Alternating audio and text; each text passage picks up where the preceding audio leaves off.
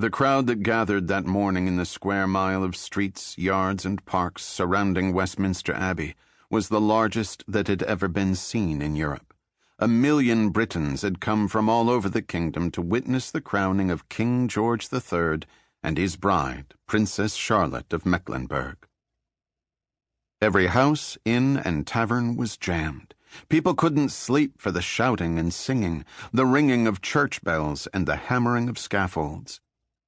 From St. James's Park to the banks of the Thames, nobles and peasants, merchants and ploughmen, flower girls, jugglers, and piemen filled the streets in hopes of a glimpse of the royal procession.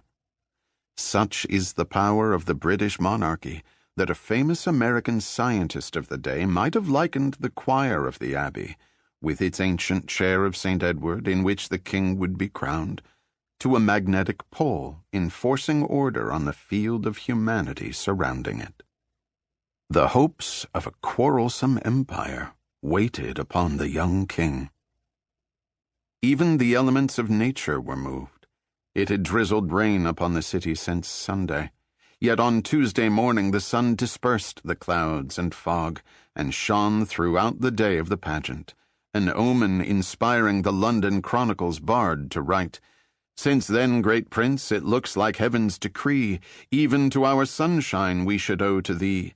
Let this day represent thy future reign, clear after clouds, and after storms serene." For the nobles, gentlemen, and ladies, bishops and choristers commanded to walk in the procession ahead of the king, and for those with engraved tickets that reserved places in Westminster Hall where the procession formed, there was a great deal to see. The splendor of the spectacle would exceed the expectations that had been building since the death of King George II, nearly a year before. Westminster Hall, cavernous beneath its hammer-beam oaken roof, had been emptied of all but the floor and steps of the King's Law Court that convened here. A new floor of planks had been laid from the north gate up the middle of the half-acre space to those steps, and covered with woven matting. Immense galleries had been erected on either side, up to the beams, 3 levels seating thousands of spectators. 52 chandeliers, each surmounted by an imperial crown of gold, were ready to light a post-coronation banquet with 1,000 candles. There were few Americans in London, fewer who could witness the coronation of their sovereign, and only one who was entitled to walk in the procession. He was William Franklin, the 31-year-old son of the famous American scientist Benjamin Franklin. The older Franklin sat on a plank in the packed gallery. He had purchased his place in the open market, where they were changing hands for 5 guineas or more, a working man's wage for a fortnight. Ben Franklin gazed down at the privileged ranks of bedecked, bedizened, and bejeweled humanity. Judges in scarlet robes, choir boys with scarlet mantles, heralds in tabards, and all the nobility in their robes of state, their coronets in their hands. And there, on the edge of that rainbow of heraldry, stood his son William, in his drab coat of broadcloth, his tricorn hat in his hand.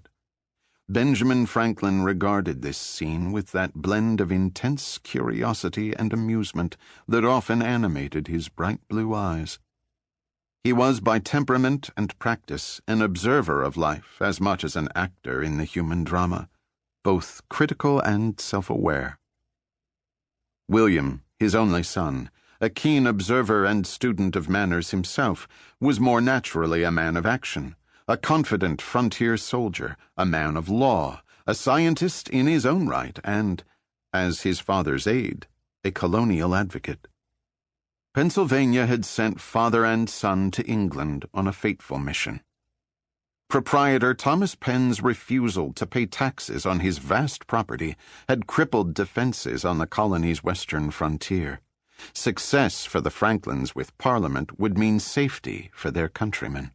Failure would mean more Indian raids, more massacres.